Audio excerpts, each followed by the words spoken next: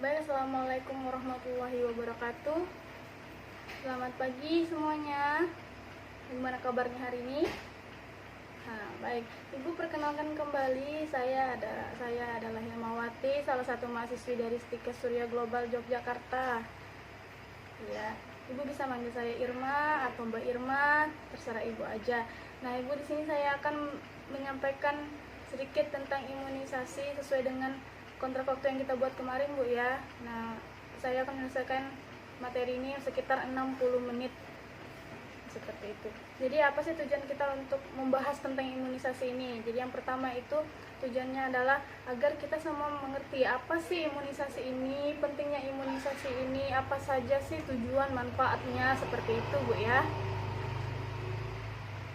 Baik, Ibu, sebelum saya mulai, apakah ada yang ditanyakan terlebih dahulu? Kalau tidak ada, kita mulai, Bu ya. Jadi kita mulai dari definisinya terlebih dahulu, Bu ya.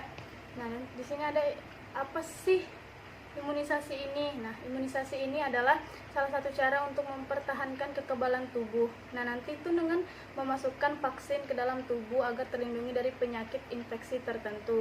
Jadi nanti bisa imunisasi ini bisa dilakukan dengan vaksin, dimana Ibu biasanya imunisasi ini dilakukan dengan cara menyuntik ke dalam tubuh, Bu ya. Terus juga di sini ada manfaatnya. Jadi manfaat imunisasi itu kita bisa lihat sendiri. Yang pertama, dapat meningkatkan daya tahan tubuh anak. Untuk meningkatkan daya tahan tubuh anak agar anak tidak gampang sakit, tidak gampang lemas, seperti itu, Bu ya. Terus juga menurunkan angka kematian. Terus ada imunisasi mencegah timbulnya jenis penyakit tertentu kepada anak, misalnya nanti anaknya demam, seperti itu, agar terhindar dari demam dan penyakit yang lain-lain, seperti itu, Bu ya. Terus juga di sini ada sasaran imunisasi. Jadi sasaran untuk imunisasi itu yang pertama adalah semua bayi ini dan semua anak sehat di bawah usia 1 tahun, seperti itu. Terus yang kedua ada anak-anak lain yang belum mendapatkan imunisasi lengkap. Jadi nanti anak-anak yang belum mendapatkan imunisasi lengkap bisa dilakukan imunisasi seperti itu.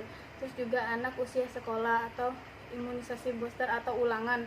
Nah, Ibu kan biasanya di sekolah ada yang namanya tiba-tiba ada anak disuntik katanya untuk imunisasi. Nah, itu bisa dikatakan itu imunisasi booster atau ulangan, seperti itu, Bu ya.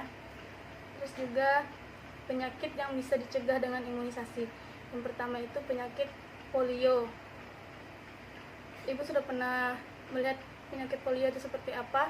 Jadi polio ini biasanya tanda-tandanya itu anak itu dapat demam, batuk, rewel. Terus itu juga misalnya hari kedua kadang anak-anak itu menjadi kaku atau kejang, seperti itu, Bu ya. Terus sakit kepala, kaki terasa kaku, kayak gitu. Terus juga yang kedua ada TBC. Nah, TBC ini tuberkulosis atau disebabkan oleh mikrobakterium tuberkulosis yang menular melalui pernapasan, seperti itu. Terus yang ketiga itu ada campak. Nah, campak ini biasanya itu anak-anak campak ini menyerang selaput lendir dan kulit. Ciri-ciri penyakitnya itu seperti demamnya yang 3-5 hari yang tidak turun-turun, seperti itu, Bu, disertai batuk, pilek, kemudian timbul kemerahan, dimulai dari belakang telinga, belakang leher, muka, kayak gitu. Terus juga ada difteri. Difteri ini, Bu, penyakit yang sangat menular. Biasanya itu disebabkan oleh Corynebacterium diphtheria. Dia itu biasanya penyakit ini tuh biasanya lebih dominan terlihat di mukosa bibir, Ibu. Jadi nanti kita bisa lihat juga tanda-tandanya. Yang pertama itu ada demam tinggi, terus juga pada hari kelima itu terlihat sakit berat, seperti itu, Bu ya. Leher menjadi besar, kayak gitu. Tuh, terus juga anak-anak tersebut bisa merasakan tonsil atau amandel membesar, seperti itu. Terus juga ada penyakit-penyakit lain seperti pertusis, ada penyakit tetanus, hepatitis, seperti itu. Nah, untuk jenis imunisasinya sendiri, yang pertama di sini saya akan mengenalkan ada 5 jenis imunisasi, Bu ya. Yang pertama itu ada imunisasi polio, di mana fungsinya itu ada untuk menimbulkan kekebalan terhadap penyakit poliomielitis. Nah, bagaimana cara pemberiannya Ibu? Nah, jadi biasanya itu untuk imunisasi polio ini cuma diberikan dengan cara diteteskan di dalam mulut. Jadi nanti seperti obat cairan seperti itu Bu ya. Nah, yang kedua itu ada imunisasi BCG. Nah, apa sih fungsi dari imunisasi BCG itu? Yang imunisasi BCG ini dapat menimbulkan kekebalan terhadap penyakit tuberkulosis tadi, begitu Bu ya. Nah, bagaimana cara pemberiannya? Biasanya imunisasi BCG ini diberikan dengan cara menyuntikkan vaksin tersebut biasanya di daerah lengan seperti itu Bu ya. Terus efek sampingnya itu biasanya 1 minggu setelah imunisasi itu memang akan terjadi kemerahan atau pembengkakan kecil di daerah suntikan tersebut Ibu, kayak gitu. Tapi nanti lama-kelamaan juga dapat sembuh. Yang selanjutnya itu yang ketiga itu ada imunisasi campak. Nah, ini untuk menimbulkan kekebalan terhadap penyakit campak seperti itu agar tidak terkena penyakit campak. Nah, biasanya juga dia cara pemberiannya itu dengan cara menyuntikkan di lengan seperti itu Bu ya. Terus juga ada imunisasi DPT. DPT ini ada difteri, pertusis, tetanus seperti itu. Jadi gunanya itu untuk apa? Jadi untuk menimbulkan atau meningkatkan kekebalan terhadap penyakit difteri, pertusis dan tetanus tadi. Biasanya juga pemberiannya itu dengan cara menyuntikkan pada daerah paha seperti itu Bu ya. Terus juga imunisasi hepatitis B. Nah, imunisasi hepatitis B ini untuk meningkatkan kekebalan tubuh terhadap penyakit hepatitis B. Terus yang selanjutnya itu tempat pelaksanaan imunisasi. Jadi kita bisa melakukan imunisasi ini di mana saja sih seperti itu Bu ya. Yang pertama itu kita bisa mendatangi puskesmas Bu ya. Kalau misalnya sudah memang nanti ada jadwal imunisasi, biasanya memang sudah ada jadwal imunisasi yang sudah diberikan dari puskesmas itu tersendiri. Seperti itu. Terus juga nanti ada catatan setiap anak seperti itu Bu ya telah diberikan imunisasi apa, terus juga kapan, nanti itu semuanya ada tercatat di puskesmas itu sendiri. Yang kedua itu ada posyandu. Nah, biasanya posyandu ini memang sering mengadakan yang namanya imunisasi nanti sesuai dengan jadwal yang sudah diberikan dari puskesmas tersebut. Terus juga rumah sakit atau rumah bersalin, terus juga klinik atau praktek dokter atau tenaga medis seperti itu. Kalau misalnya memang sudah waktu anak ibu atau bayi ibu sudah harus melakukan imunisasi, bisa mendatangi rumah sakit maupun klinik praktek dengan membawa catatan tersebut. Terus selanjutnya adalah waktu yang tidak diperbolehkan imunisasi atau keadaan-keadaan di mana imunisasi ini tidak dianjurkan.